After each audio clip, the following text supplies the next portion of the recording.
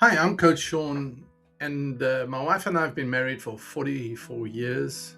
So we've been through the ups and downs, the different seasons of marriage, and I've been coaching marriage for many years. So I thought now would be a good time to just begin sharing some of the lessons and the principles that we've learned and experienced and applied to have a successful marriage for 44 years.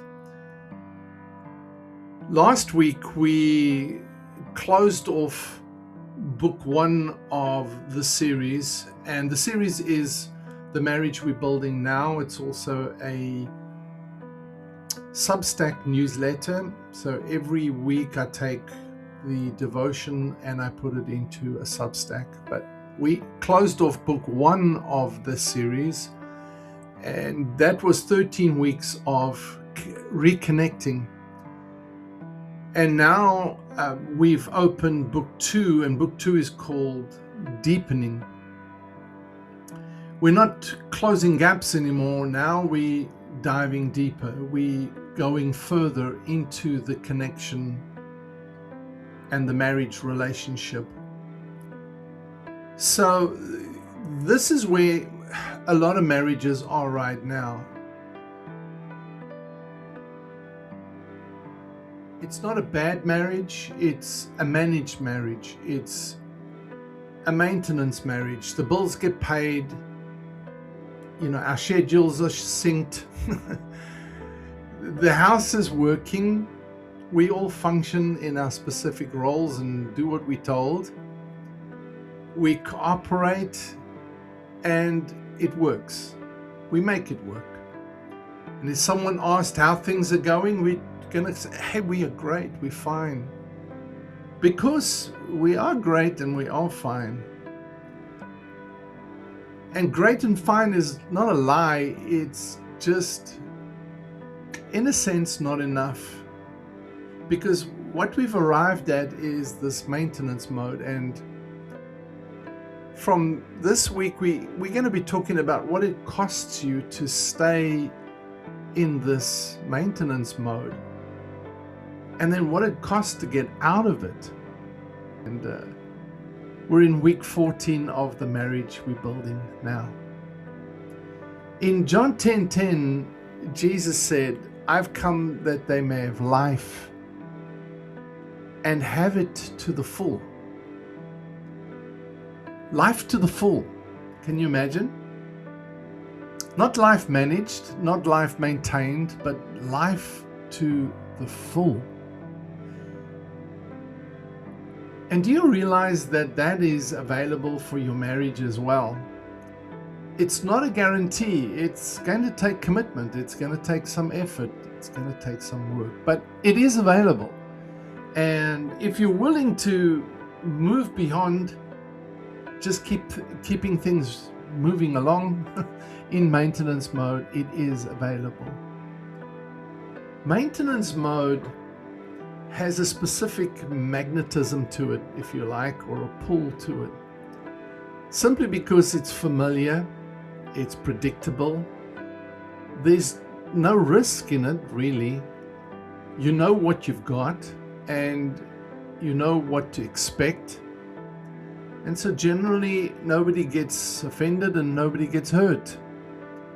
And after years of real difficulty, hard seasons, hard years, things you got to get through, seasons where where just functioning was an achievement, where just keeping going was like, this is major, and we made it, we got through that. The absence of drama can feel like peace. I've got peace and quiet. We've got peace and quiet. There's no more battles. There's no more struggles. We don't have to stress about anything in our relationship. We got through. We survived. But there's a difference between peace and then flatline. So a lot of couples in the middle years are mistaking one for the other.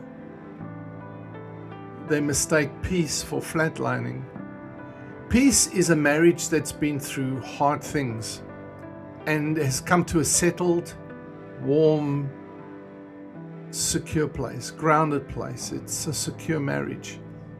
Flatline, on the other hand, is a marriage that stopped asking anything of you and called it peace because nothing was actively wrong. It's just not doing anything, and it's secure. So those are not the same thing, though. True peace, grounded peace, and just flatline is not the same thing. If you being honest with yourself, you probably know which one you are experiencing in your marriage right now. This is what it costs you to stay in maintenance mode. It costs you the marriage relationship you could have. Not a perfect marriage, there isn't one. Not a marriage without difficulty, without some struggle, there isn't one. But the marriage that has some actual life in it, some spark in it. Maintenance mode is comfortable precisely because it asks and requires nothing of you emotionally. There's no real vulnerability. There's no risk of being really, really known and found lacking, found with weaknesses. There's no asking for what you actually need. There's no requirement in it. It's just functioning, it's just cooperating, it's really getting through day to day. The alternative is spending the rest of your marriage running a household with someone you could have known and you didn't know. That's what it costs. Not today and not this week, but over the decades, over time. Moving beyond maintenance mode, it doesn't require a crisis to break out. It doesn't require a blow-up or a dramatic intervention. That's the thing, we don't even see the necessity for it. But it does require something harder in some ways, in some sense. It requires a deliberate decision that you want more than what you've both settled for. It means you're going to need to ask different questions. Not did we get through this week, but are we actually building something? Is there something to this? Not is everything handled, but are we actually glad and happy and excited to be together? Not are we functioning, but are we deeply connected? You see, that shift from management questions to connection questions is where the series now begins, with a new chapter or a new book. So this is what I'd like to encourage you for this week. It's not huge, but it's very intentional.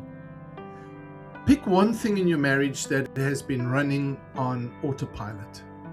A ritual, a habit, a way you greet each other or you say goodnight to each other. And do it deliberately this week instead of just on automate.